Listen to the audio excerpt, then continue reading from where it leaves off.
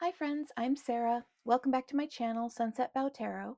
So today I am doing something that is a bit atypical for me. In fact, I don't think I've ever done one of these, and that is that I am doing a deck haul video. Like I said, I'm pretty sure I've never done a haul. I think it's even been a really long time since I even did a new deck like walkthrough or unboxing or anything like that, and I think I've never done a haul. But I wanted to do a haul right now because I had fun recently purchasing some new decks. If any of you have been watching any of the recent Three Girls One Deck videos, you may have seen me mention that I just recently got a new job. And of course, the prospect of a new paycheck suddenly put me on a little bit of a treat yourself deck buying spree where I picked up some of the decks that I'd had my eye on for a while and hadn't really gotten around to yet from my wish list. It just sort of worked out that way that I ended up getting 4 decks at the same time that I'm going to talk about in this video. And let's just take a look at what I picked up because I'm really excited about them. And you'll notice a theme, which is color and fun. I think that what you'll notice with a lot of these decks is that color and fun are kind of the order of the day. So let's get started. So one of the decks that I picked up in my little haul is the Desert Illuminations Tarot. And I had actually had my eye on this deck off and on for a couple of years. We had a Three Girls One Deck video where we had a guest and she came on and she brought what was actually the first indie edition of this deck. And I just really liked it. It just really struck me at the time. I thought it was very cool. And now it is out in a mass market edition from US Games. And so I just kind of couldn't resist picking it up because, you know, it was at a good price and the mass market edition is quite nice in my opinion. So this is a really fun deck. It's based on New Mexico. The creator of the deck, Lindsay Williams, is based out of New Mexico. And you can see it has these really cool turquoise edges. And the thing is, I do actually have somewhat of a connection to New Mexico. My sister lived there for quite a few years, and so I went down there to visit her many times. And there are certain aspects of New Mexico that have kind of found their way into some of my family traditions. Like my parents still have a collection of some Pueblo pottery. My sister, I don't think, can cook a meal anymore without putting hatch green chilies in it in some way, shape, or form. So I think we still all remember New Mexico quite fondly, even though my sister doesn't live there anymore. And I personally remember it very fondly. And I really, really love how this deck speaks to the melting pot of different cultures and influences in New Mexico. So you can see that there are references to Latin American culture, obviously, in the deck.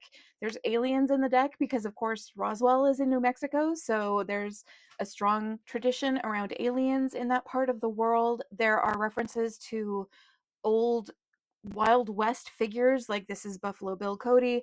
There are references to Native American culture. We've got beautiful red chilies here. We've got beautiful Pueblo pottery pictured. So a lot of this stuff is just stuff that I have very fond memories of. I really, really enjoyed New Mexico, and it was a great place to visit. And this deck really wonderfully brings the feeling of it to life. And so I couldn't resist it. I really, really like this deck a lot. And yeah, I'm very, very excited to work with it. I think that the colors are just fun and bright and vivid.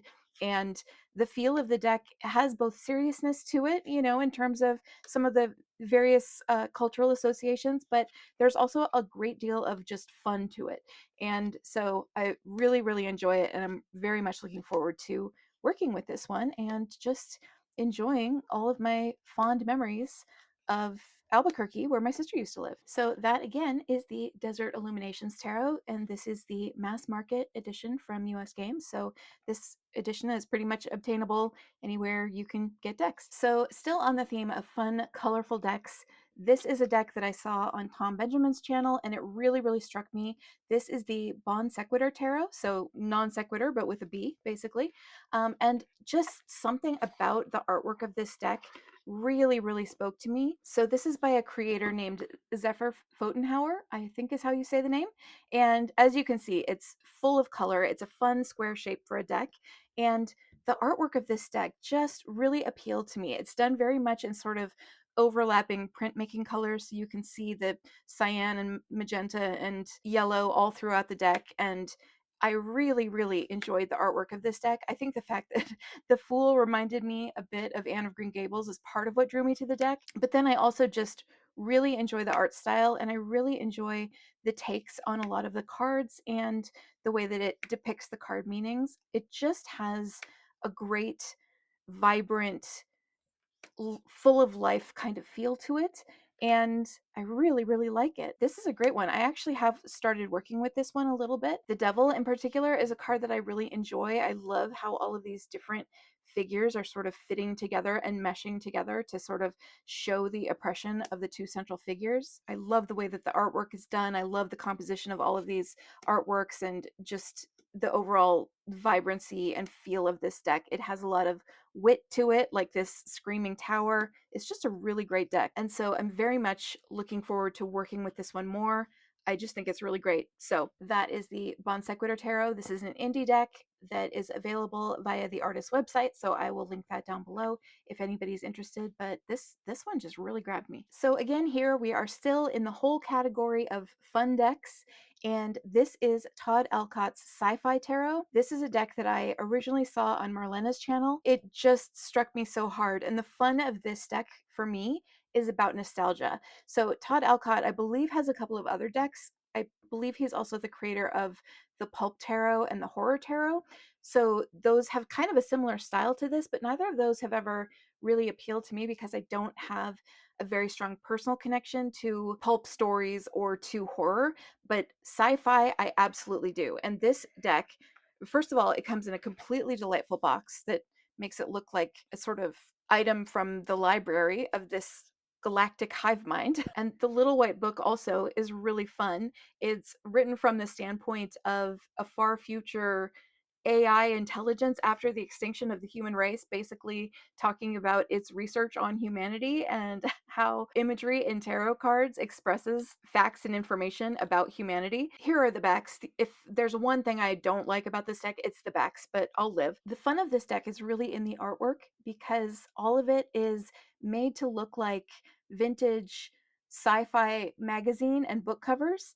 And so to me, this is very nostalgic feeling because even at the time that I was growing up, especially if you were a kid like me who had no money and was constantly like buying sci-fi paperbacks for 50 cents at the used bookstore, a lot of them still looked like this. And a lot of even classic sci-fi still had covers like this and still looked like this at the time that I was reading them.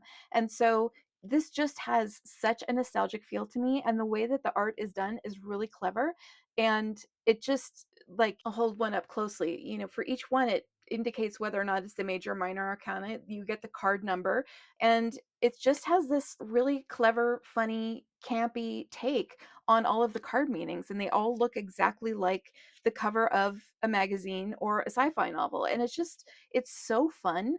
Again, this feels so nostalgic to me, and you can oftentimes see some very specific uh references in some of these. You know, like this reminds me of Dr. Strangelove. There's another card in here that reminds me so specifically of the cover of the copy of The Stars My Destination by Alfred Bester that I used to have, that was like an old paperback that I used to have of that book.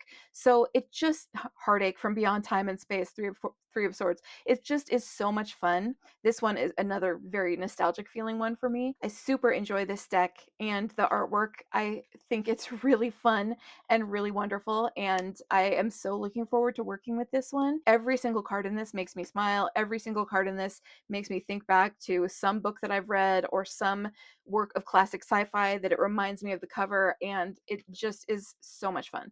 So again, this is the SciFi Tarot by Todd Alcott. I got this off of his Etsy store, and this was really an expensive deck. It was maybe like $25, and it's very high quality, and it comes in a very cool box. Like, everything about this is very cool, and I think it was a real steal for the price that it's being sold at. So again, the SciFi Tarot by Todd Alcott. And so the final deck in my haul is a deck that I have owned before, which is always a little bit embarrassing, but this is the Next World Tarot by Christy Rode. And basically, when I owned this deck before, I always have liked the imagery of it. I think the imagery of this deck is fantastic. The problem is, the first version of it I owned was the large version of the deck, which was completely unmanageable to me. I couldn't shuffle it at all.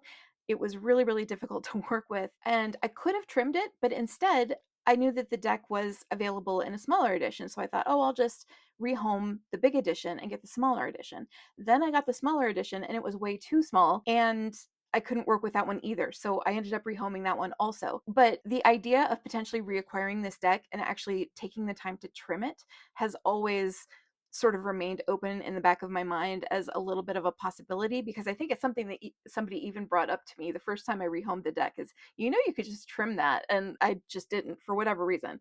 But in a recent Three Girls video, Heather talked about this deck and was talking about decks that feel like they're meeting her where she is in terms of where we are as a world and as a society right now. And this deck truly does feel perfect kind of for this moment in history. There's something about it that's both rebellious and hopeful, and really feels like it fits with also where I am mentally at this point. So I did reacquire this deck. I got it in the large version, and this time I trimmed it. Here is the deck. I haven't even shuffled it yet, but I did, I think, do a very, very good job of trimming it.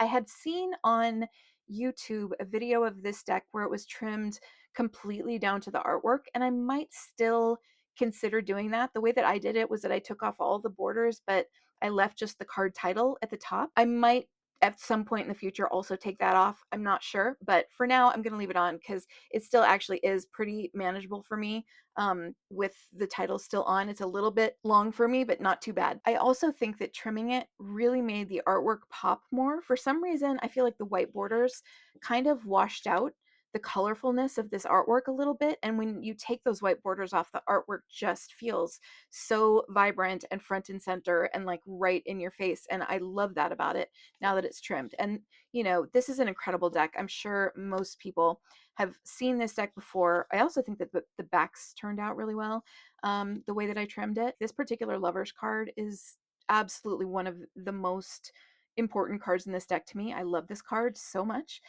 It's just a wonderful deck. It depicts this sort of post-apocalyptic world in a certain way, but in this world, you still see people who look like the people you might see in your everyday life. There's still color and joy and beauty and community and collective action and all of the things that just feel so important and near to me and in my mind at this moment in time, where we are at this moment in history. And so this is just a really, really wonderful one. And I wanted to have it back in my collection. And I'm so happy now with the format that I have it in. I think this is going to really work as far as usability. And so I am thrilled to have a trimmed copy of this deck, and I can't wait to work with it. So this is another one, again, a little embarrassing. I'm just going to flip through some more cards here.